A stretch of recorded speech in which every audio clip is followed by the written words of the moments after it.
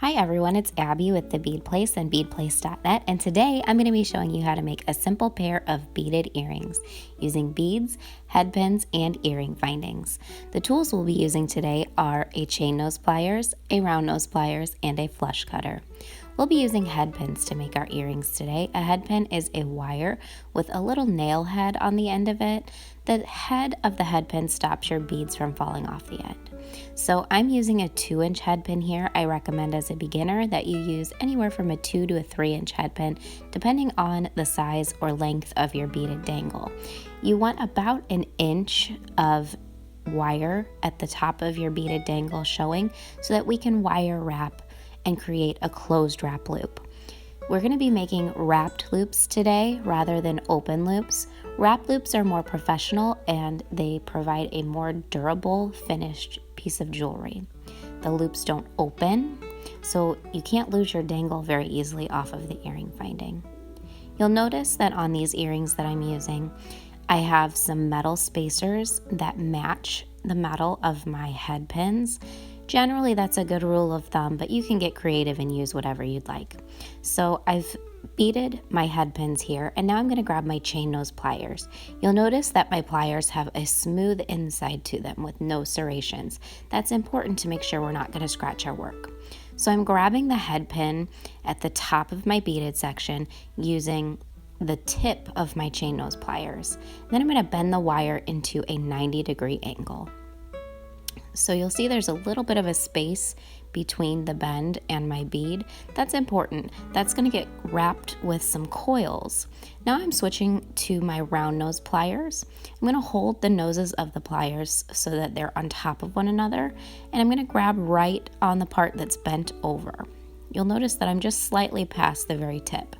If I go all the way back, it makes a bigger loop, and if I go all the way to the front of the pliers, it makes a smaller loop. So now I'm going to bend the wire up around the top of the pliers and down towards my beads.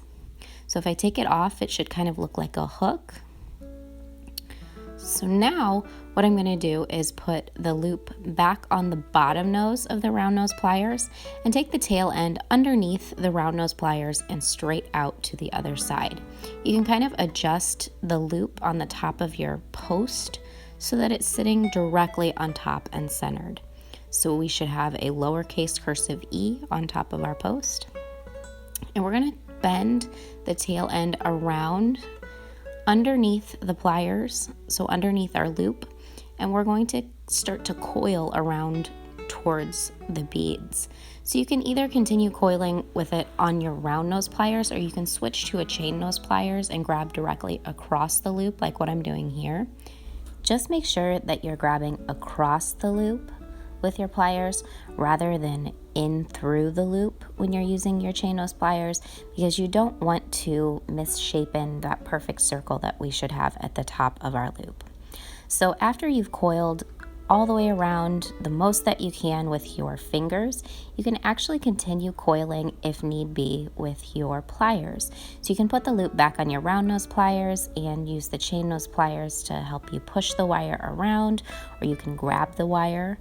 I like to try to coil most of the way with my fingers, and then if I need to, go in with my pliers. But if you want to use your pliers to coil the entire way around, you're welcome to do that as well. Just do what's comfortable for you. So now what you're going to do is take a flush cutter and trim the tail end off. You'll notice that there's a angled side and a flat side to the cutters. So this is the flat side. You'll want to face the flat side to what you're cutting. And my trick is I always grab gently with the cutter where I'm planning on cutting, then cover it with your hand and execute the cut. That way that little piece doesn't fly across the room or it doesn't fly up into your eyes. And it wouldn't even be a bad idea to wear safety glasses whenever you are cutting wire like this, because it can be dangerous. So if need be, you can take the chain nose pliers in again and tuck anything down that you might need to tuck down. Then we'll use the chain nose pliers to open up the bottom of your earring finding. Most earring findings open at the bottom like this French hook does, so you'll want to pull it open to the side, much like you would a jump ring. You don't want to pull the loop open long ways, you want to pull it open sideways. So you'll put your earring finding directly into the loop and take your chain nose pliers and close it. You want to make sure it's closed all the way, so it's not a bad idea to check from a couple of different angles while looking at it.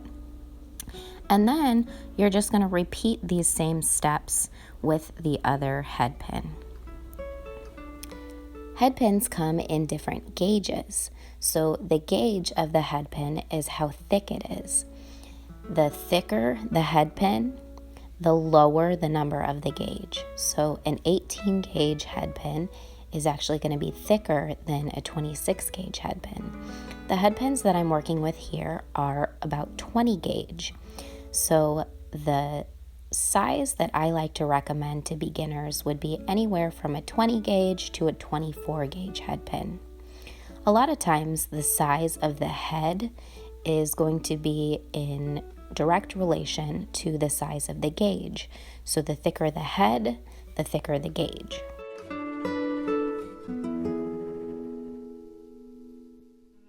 Even though head pins come in different gauges and different sizes, occasionally you'll run across beads that have too big of a hole for the head of the head pin to stop when you string them on the head pin. So in that case, I like to recommend using either a little decorative metal spacer or a little seed bead at the bottom of your design that will stop your bead from falling off of the head pin. So it just needs to be big enough that it won't go through the hole of your bead, but not big enough that it will take away from your focal design. I like little spacers that match any of the metal colors that I'm using in my design. Like you can see here, I've got a little copper spacer at the bottom and then some copper daisy spacers that I'm stringing between my colorful beads.